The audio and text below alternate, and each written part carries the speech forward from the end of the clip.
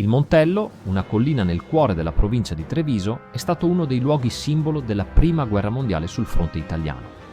Questo rilievo, che si erge tra il fiume Piave e la pianura veneta, fu teatro di aspri combattimenti durante la battaglia del Solstizio nel giugno del 1918, l'ultima grande offensiva austro-ungarica contro le forze italiane. La sua posizione strategica a ridosso del Piave lo rese un punto cruciale per il controllo del fronte.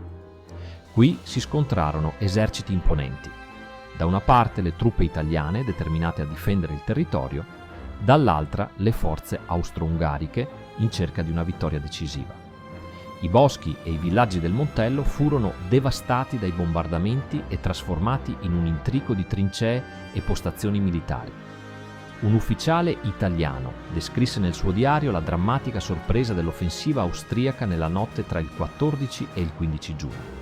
Raccontò come il fronte fosse tranquillo fino alle ore 3, quando si scatenò l'inferno. Le truppe italiane furono colte di sorpresa, i comandi disorientati e le comunicazioni interrotte.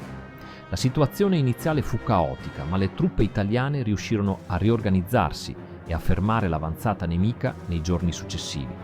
La battaglia fu feroce. Le colline furono testimoni di sacrifici enormi.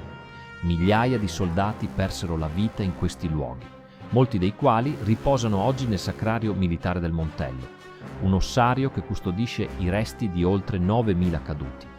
Questo monumento non è solo un luogo di memoria, ma anche un simbolo della resilienza e del coraggio di chi combatté per la libertà.